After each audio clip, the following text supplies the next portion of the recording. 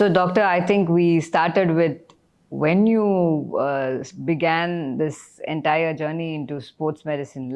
We started off with that. And then now we have included how you came out with your treatment protocol as myofascial therapy and rehabilitation. And this you work around basically muscles. So that's what you always again and again say to every patient of yours you're walking in. They say, my joints have gone. That's it, you have to go in for surgery, all that they say. And you've always said this, that muscles are the main they play the key role in the entire movement, not your bones or not your joints. Of course, they're important to maintain the structure, but muscles make you move. And can you give us an idea what do you actually say? Why muscles are more important according to you? Okay, you buy a car. What car you like, you buy it. But I remove the tires and give you the car, the wheels. Will you take that car? Why not? You have a Mercedes. You have a Rolls Royce. You have everything. Without the tires. Without the tires. Yeah. I don't get the... The car's importance in the wheel that is there and the air in that car tire.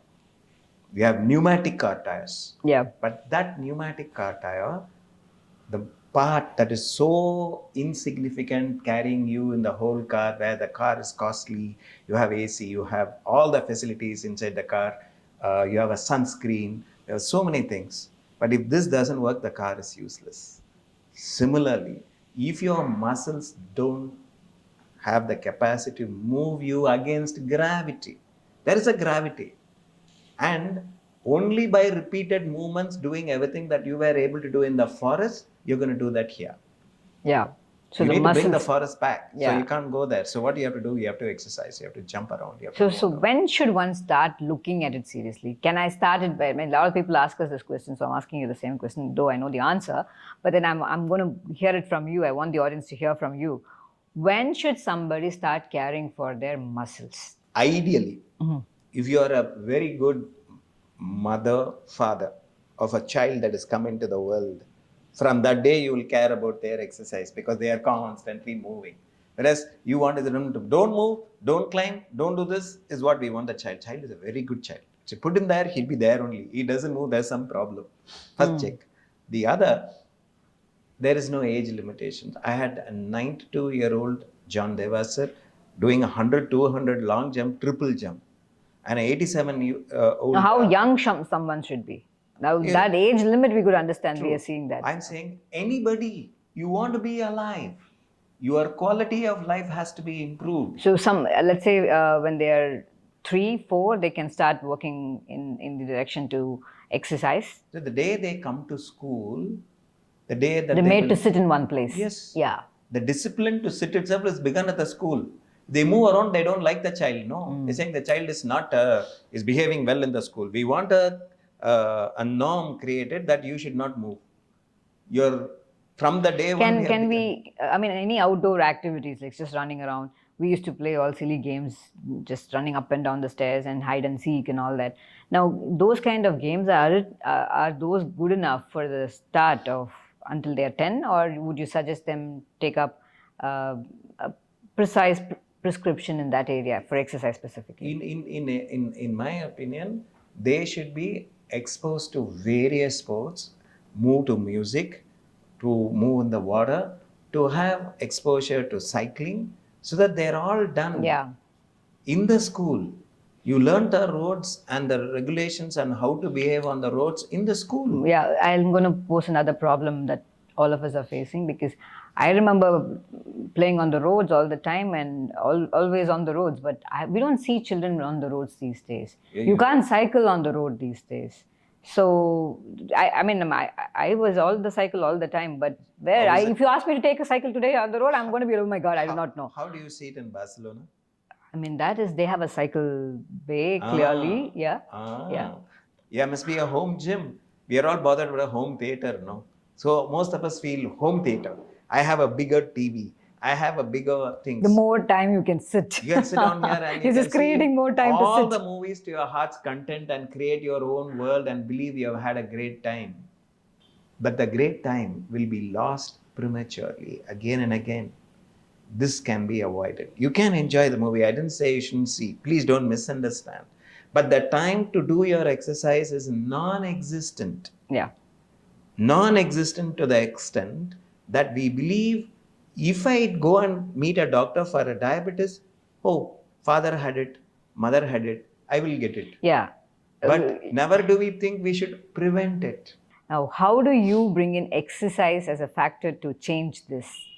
See, or even genetics? How do you think that can be? Everyone, you need to understand, this is for physical education schools, everyone, that whether you are born with or you're going to, that you're born athletes and all the others have to be only acquired facilities. You are born with it or you're not born with it. If you take it that way, all of us are born with a genetic predisposition. The gene does not have an on and off button on it. Yeah. The gene cannot express on its own. Even there is diabetes, even there is obesity, even there is any cancerous conditions, there is a predilection. All this can be avoided if your environment is taken care into account. Charles Darwin talks about this, saying that I missed this component in my whole evolutionary theory, and I should have brought the contribution of the environment, which makes a huge change. That's a game changer. That is under our control, because the gene is not under our control, but the gene on and off button is under our control. Yeah, the main switch. And you're having a switch, you're saying, I won't use it. That we said the 5 things? Yeah, the 5 things, yes. The food, air, water, exercise, water, sleep. 5. Okay. Again, the Pancha 5 elements. The first question is, if I run outside, if I run in the sun, I'll get darker. So your skin should be fair and your bones also should lose their calcium deposit. Yeah. That is okay. Be poor in the bone inside and have osteoporosis and osteopenia. But you should look fair. Your skin Indians have the skin and the melanin pigments to filter the UV rays. And what is required for the body alone is sent in to produce vitamin D3. You need ultraviolet rays for it. Now, sitting in the tropics, we have all become Eskimos. We are saying we won't go out in the sun because I'll get darker. Skin is becoming darker. Face is becoming darker. Before and all, at the time of marriage, the women will be worried about this. Correct. Now, in that brown Asians, advantage itself to have the sun with us and have the vitamin D provided for us. And the color of the skin is going to be the key element. Today, at least send them to a gym where there is no exposure to the sun and still exercise. There's an opportunity for them not to play in the sun, but still they can play inside. But maybe the other benefits of exercise for the skin health specifically. That color of the skin darker if you can still go to the sun and play and develop what is below the skin. Your bones, your muscles, which are actually important than the skin color alone, which can avoid so many problems and be physically moving, whereas you can be in a wheelchair and still be looking great. No, this is specifically for the Instagram generation, which wants to look at how can I get better. See, when a person looks good, need not feels good. Mm-hmm. And if you are not able to go up and down, say 4-5 stories at a stretch without that means you are already unfit. You're looking good, but your heart is not doing good. See, the looking good is only the skin level, skin deep. Anything deeper is already gone to dogs. So you are going to have a problem, and that problem, when it comes up, I have the doctor fraternity to be taken care of. They'll look after me. But you don't want to be the person to look after your health. Your health should be your priority, privilege, and not to be extended into the medical community. And that community does not know about exercise and nutrition because it is not there in our curriculum. Okay. I don't blame them. That's where the physical education could make a difference. The schools can make a difference. The colleges could make a difference in the quality of life, in the kind of people we want to be. If you are exercising, if you are able to see that your response to anything is immediate, you are able to see that you are Ease, 4 E's. What is that? you have to Effectiveness, move effectively, effectiveness, efficiently, efficiently, effortlessly, effortlessly, economically. economically. So all of them have a meaning. The 4 E's Yeah. that makes you do any activity with ease is fitness. Makes you exclusive. Yeah. So the fifth E is the exclusivity. That anyone who sees you say, how come this guy is able to do all this? Yeah, because he is effective, he is efficient, he is effortless, he is economical, and so he becomes exclusive. Perfect. When somebody is able to achieve that in your physical movement, whom do you see? Okay, we all go and see a movie. In the movie, what do we see? The hero must be able to do all this. Yeah. Physically, he should be able to do that. So if I can't do, he is doing, so I feel as though I am doing it. If he is singing, I am singing. That's a relationship. That is only a surreal world. In reality, you need to actually be fit and believe very firmly nothing can go wrong. Yeah. When Because it you're goes living in wrong, comfort. The comfort gives you that maya that you are in the right space and everything is all everything is perfect. fine. Yeah, yeah. Doctor, like you said, air, water, food, sleep, and the last one, exercise. This is the choice.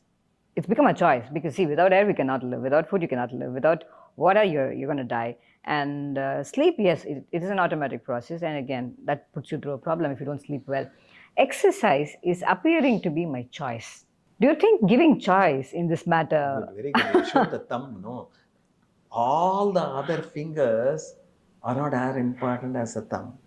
If in childhood you are going to be hungry because you are constantly moving, so eating is comfortable, drinking is going to happen with it. Air, because you're moving, you will breathe more.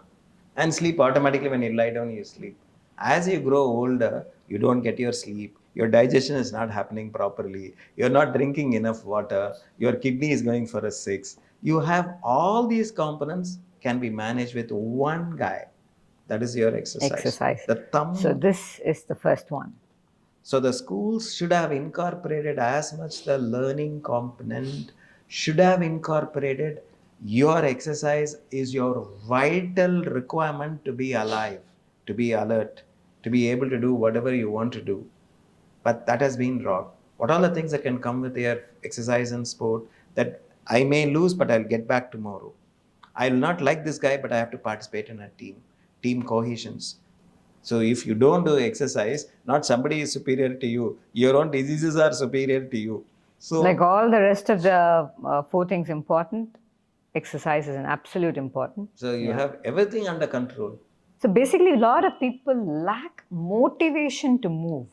Okay. And where can that come from? Very important. This is the culmination of the whole podcast. So they can even ask, is there a gene for motivation? Sir, there must be a gene. Yeah. Only certain people exercise, sir. When I get up in the morning, I don't feel like exercising. Why? What will be the motivation factor for us to exercise is the key. If we don't move, we will be buried early. That means if I don't exercise, I don't have an option. It is not an option. How you are vital in your requirements to protect certain things. I think similarly, if you don't, it's like not wearing your helmet. And when an incident happens, what is the problem is when you are thrown out of the vehicle, the neck and the head are separate. So it suddenly stops and your rest of the body is traveling. So what happens is the brain, which is suspended in the fluid, hits its own covering and twists. So the person, if you see after a road traffic accident, there are no scratches, not even a scratch, the person can die. That is why they are asking you to wear the helmet. Yeah. Not the helmet is going to protect the compression of the brain, nothing like that. It is when you are thrown, it should be dragged. Now, how does one get a motivation? We still have to be, you've given us the perfect answer to say, I have to protect myself. And for me to protect myself, exercise is going to be my guard, and I really have to gear up, wear that kind of gear. That's like a gear. That's going to help me. But does it still motivate? Why I'm asking this question is, doctor, because a lot of people believe the neurotransmitters and basically dopamine, and I have to have all of these happy hormones come into me so I will be active. But it's the other way around most of the time. Exercise, the kind of activity that can help you have endorphins, enkephalins, and happy hormones. That's how it is. So I want you to tell how motivation in itself is so like a chicken and egg kind of See, thing. So let us take the helmet yeah. analogy itself.